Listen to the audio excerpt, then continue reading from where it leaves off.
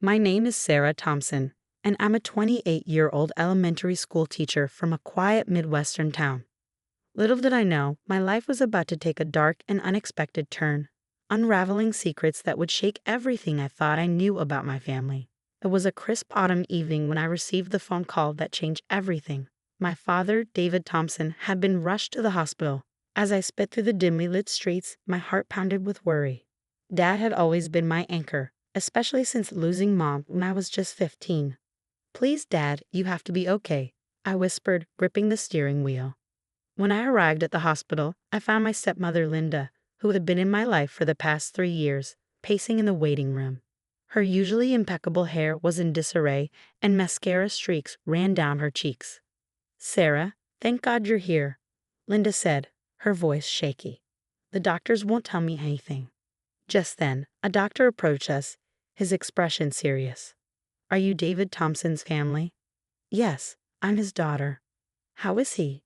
I asked, my heart in my throat. The doctor's face softened slightly. "I'm sorry, but your father is in critical condition. We're doing everything we can, but you should prepare yourselves."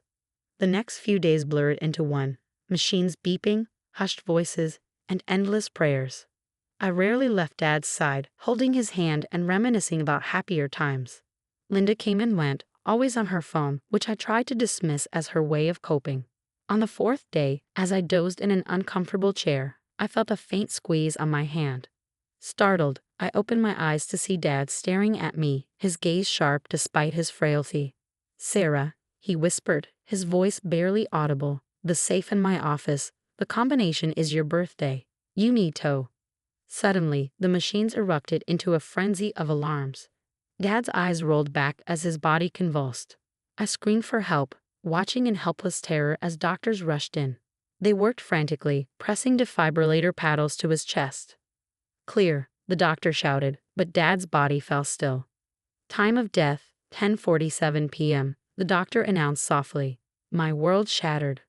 I collapsed to the floor, my sobs echoing through the sterile room.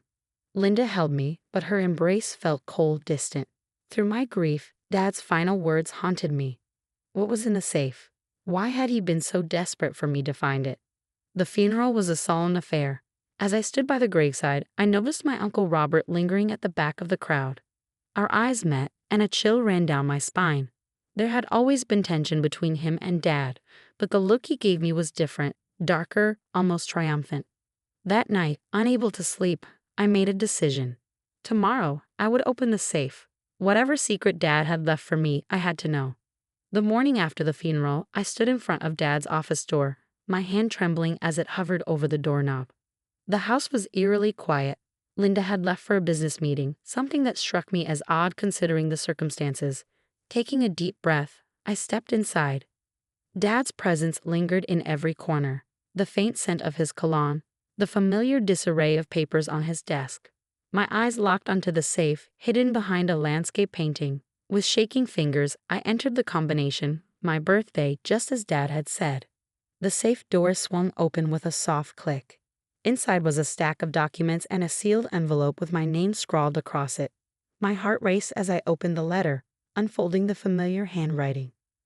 "Sarah, my darling daughter, if you're reading this, something has happened to me. I only hope I had the chance to tell you in person. But if not, you must know the truth.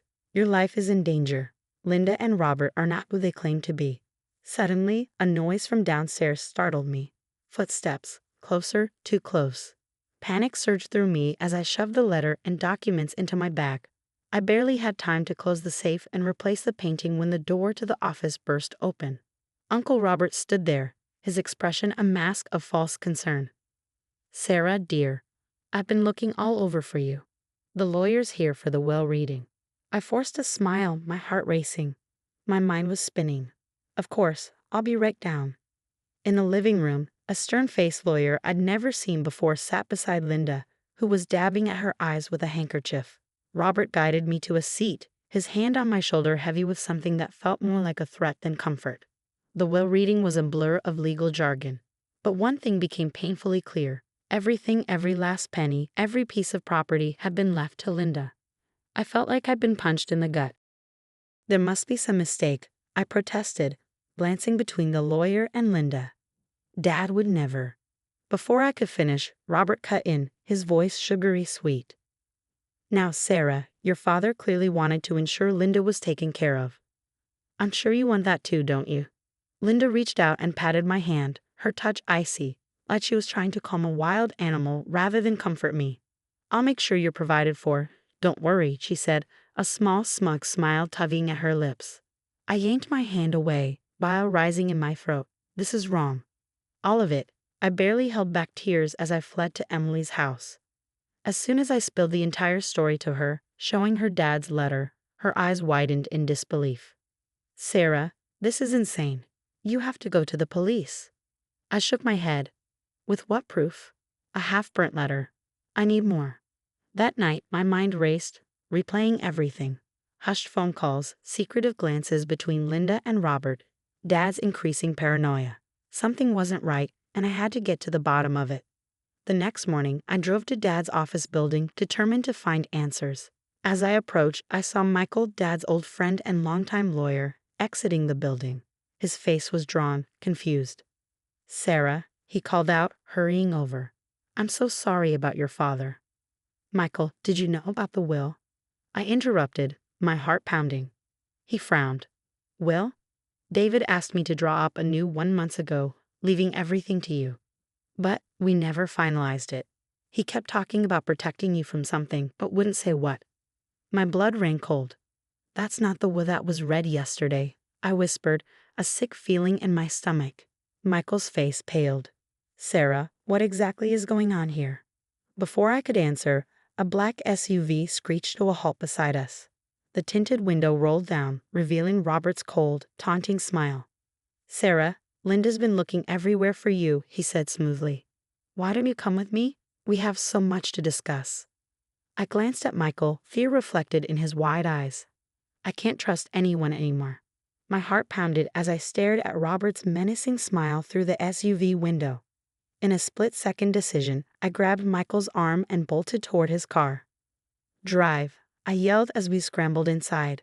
Without hesitation, Michael peeled out of the parking lot, the SUV roaring to life behind us. What the hell is going on, Sarah? Michael demanded, his knuckles white on the steering wheel. I quickly filled him in on the fake will and Dad's cryptic warning. Michael's face went ghostly pale. This is bigger than we thought, he muttered. We need help. We picked up Emily and regrouped at Michael's office, piecing together the puzzle. A chilling picture emerged. Robert, drowning in gambling debts, had teamed up with Linda to steal Dad's fortune. But how deep did the deception go? We need proof, Emily said, her investigative instincts kicking in. Security footage, handwriting samples, anything that can show the will was forged. Michael nodded grimly. I'll pull David's banking records. If there's been any unusual activity, we'll find it.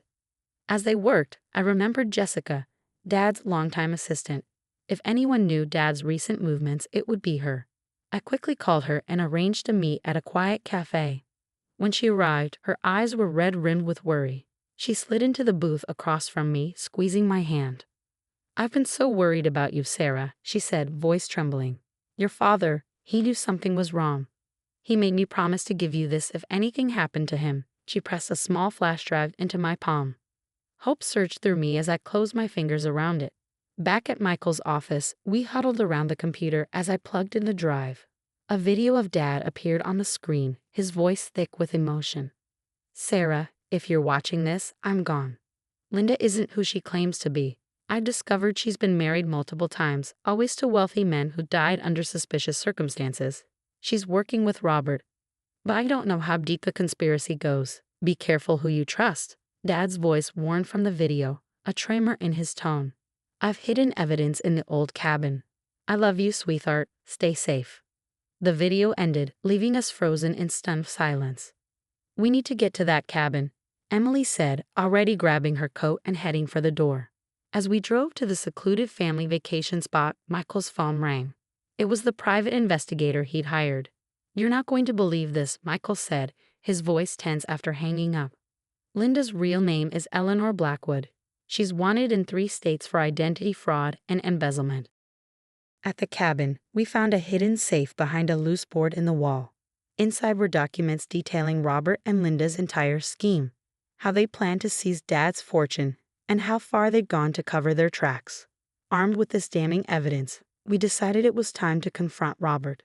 We found him at Dad's house, frantically packing a suitcase, his face drained of color when he saw us. "It's over, Robert," I said, my voice steadier than I felt. "We know everything." His shoulders slumped and his voice cracked. "I never wanted to hurt David. The debts. Linda said she could fix everything. I didn't know she was planning to." He couldn't finish the sentence, but the implication hung heavy in the air. Dad's death might not have been natural after all. Suddenly, the screech of tires outside shattered the silence. We rushed to the window just as Linda's SUV sped away, sirens wailing in the distance. My heart sank. I realized then, this wasn't over. Linda was still out there, and she had nothing left to lose. The truth behind Dad's death was still shrouded in mystery, but I was determined to uncover it, no matter the cost. With Robert's confession and the mountain of evidence we had gathered, justice for Dad was within reach. But as I watched the flashing lights of the police cars paint the darkening sky, a cold knot of fear tightened in my chest. The most dangerous part of this ordeal was still ahead. The next few weeks were a whirlwind of legal proceedings and police interviews. I stood firm, presenting all the evidence we had uncovered to the authorities. The forged will was quickly invalidated, and Robert faced the consequences of his actions. Watching Robert being led away in handcuffs, I felt a strange mix of sadness and relief. He betrayed our family, but in the end, his confession had been crucial in unraveling the entire conspiracy. The search for Linda intensified. Her face was plastered across news channels and billboards, but she seemed to have vanished into thin air. I knew it was only a matter of time before justice caught up with her. 3 months after Dad's death, the call I'd been waiting for came. Linda had been arrested trying to cross the Canadian border, her trunk packed with cash and fake passports. The officer on the phone assured me that, with the evidence we had, Linda would be facing a long sentence behind bars. With the legal battles finally over, I inherited Dad's business and our family home. Standing in his office, surrounded by his things, I made a decision. I would use part of my inheritance to start a scholarship fund in Dad's name, helping underprivileged kids in our community pursue their dreams. As the months passed, I found a new rhythm in my life. I threw myself into teaching, my students' bright faces reminding me daily of the good in the world.